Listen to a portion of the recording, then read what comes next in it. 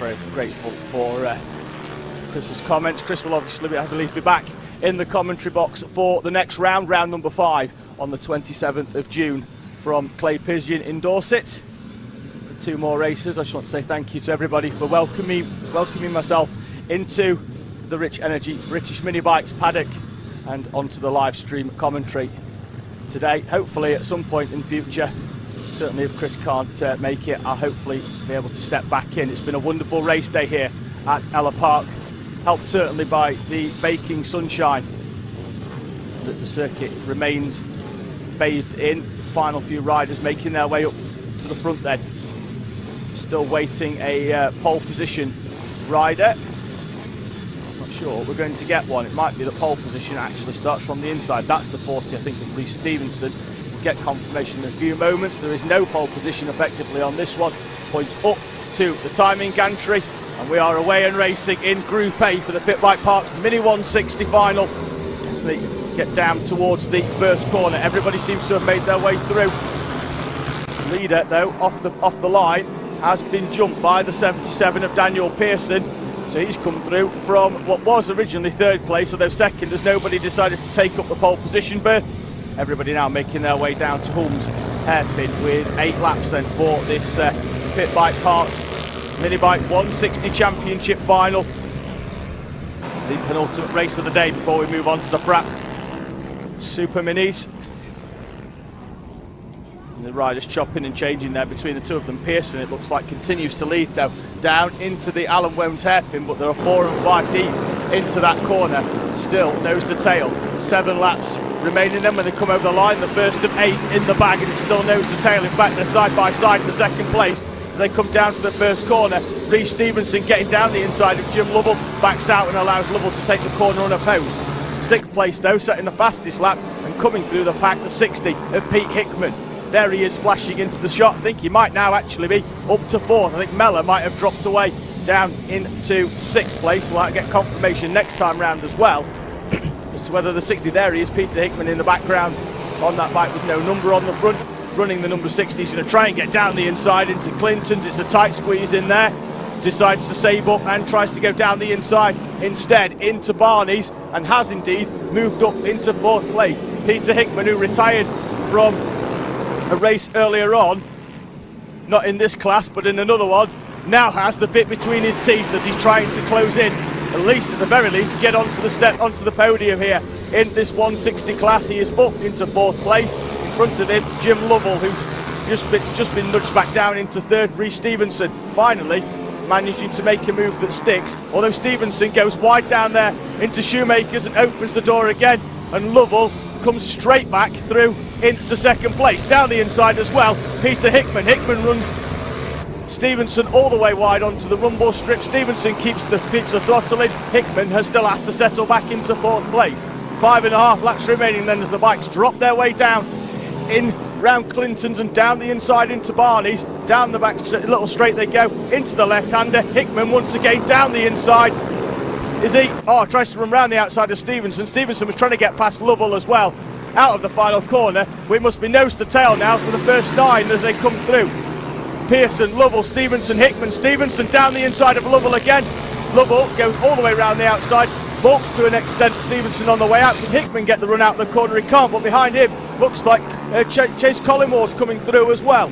So it's Pearson, Lovell, Stevenson, Hickman and Collymore the top 5. Mellor, Davis, Hopkins, Mellor and Tappenden the top 10. And there's not much as they're all looking over to each other. Jim Lovell now leads.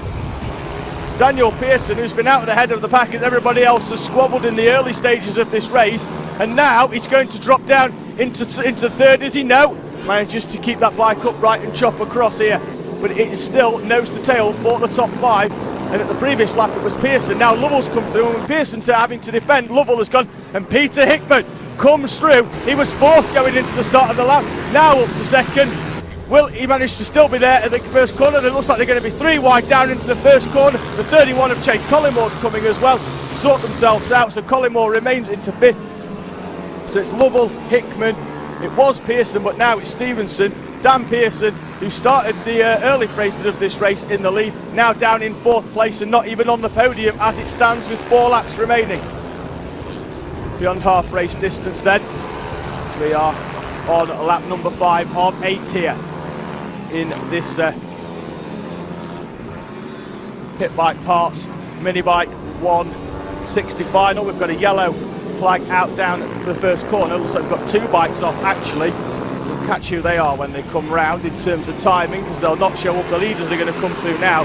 Jim Lovell continues to lead. There's yellow flags out, which means Hickman should be able to hold on to second place. Stevenson have pulled out and got a good run round the final corner.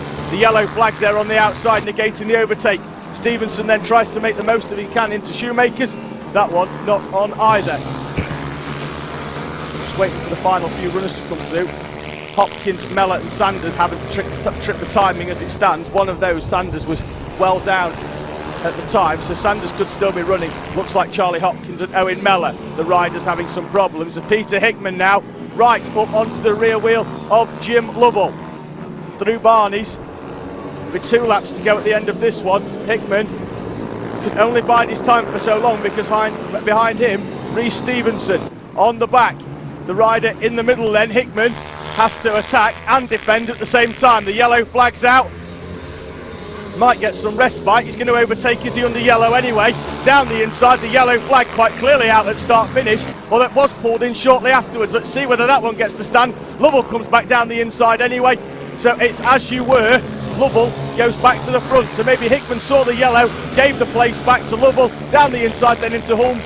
Can he make this one stick? He can. There was certainly no yellow flag out there at that corner. And now Jim Lovell is going to have to defend and runs very wide round O'Rossi and will drop all the way down into third. Rhys Stevenson got down the inside into the left-hander at the end of the straight. Forced Jim Lovell wide, and Jim Lovell had to slam the anchors on before going off into the tyres. Might, though, have just saved himself the last step on the podium. Last lap board will greet our riders as they come through this time. Hickman and Stevenson then, side by side as they make their run down into the first corner, the Degnall 1 right hairpin. Will Stevenson get a good run? He tries to get alongside Hickman down into Shoemakers. Hickman across the bows of the number 40 from Rhys Stevenson. Now it's going to be run up to Holmes. Hickman leaves the door open, but he's got enough space in order to chop across the front of Stevenson once again. Half a lap then for Pete Hickman, who started the race well outside the top 5 and has worked his way through, chipping away at the riders in front of him. Now has 2 corners and one very down the white line on the inside. Certainly wasn't opening the door or giving an invite to Stevenson. He's going to do exactly the same here. Will Stevenson line the bike up to get the run? They're going to be side by side over the line. Stevenson cuts to the inside. Who's going to take it? Hickman by less than half a tenth of a second takes the victory from Stevenson. Lovell, it recovers from almost going off into the tyres to get the final step on the podium. Pearson with 4th, Collingwood, Mellor, Davis the top 7. Tappenden comes through with Butler and Walker. The top 10 then coming through. Confirmation, Hickman, Stevenson and Lovell. The podium as it stands, although we did see in the middle of that race Hickman did overtake under a yellow, it appeared so, but then gave the place straight back, so it could have been the case where he noticed his error and quite possibly that one might not get picked up.